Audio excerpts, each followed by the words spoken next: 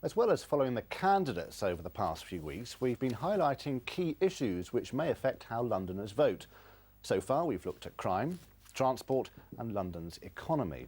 For the final report tonight, I've been looking at the capital's housing problem, speaking to people affected by it and those who might help solve it.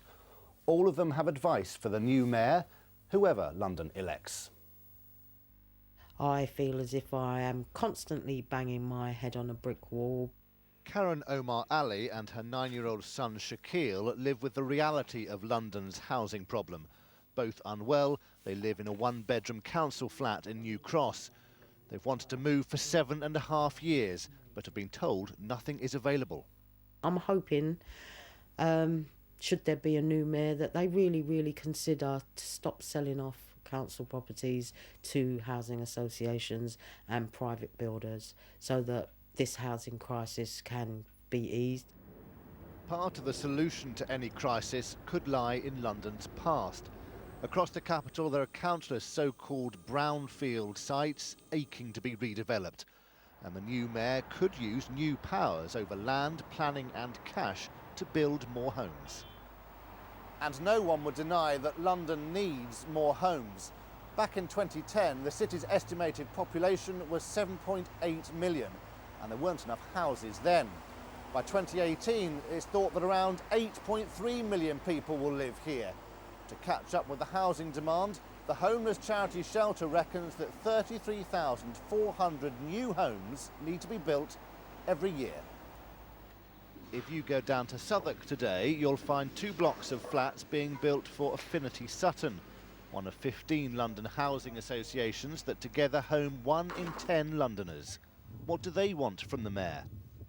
The one thing that the mayor should do above all else is make available land to housing associations like the G15 so that we can match the value of that land with private debt.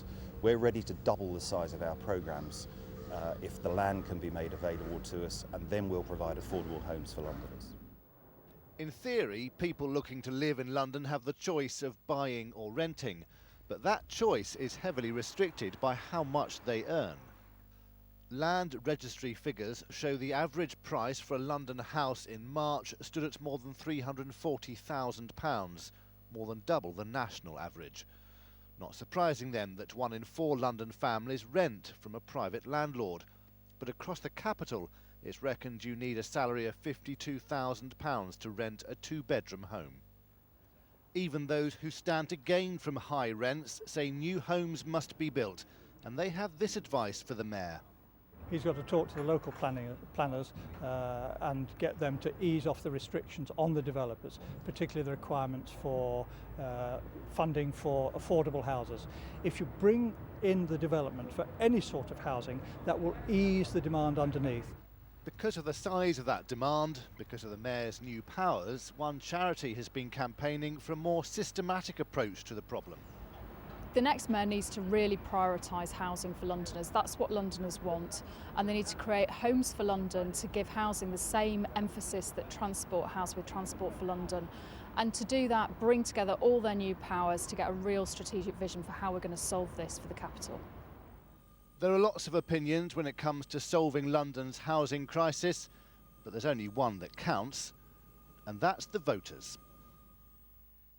Well, let's go live now to City Hall, where we can join Alex Forrest. Alex, I mentioned earlier that the polls open at 7 tomorrow and close at 10.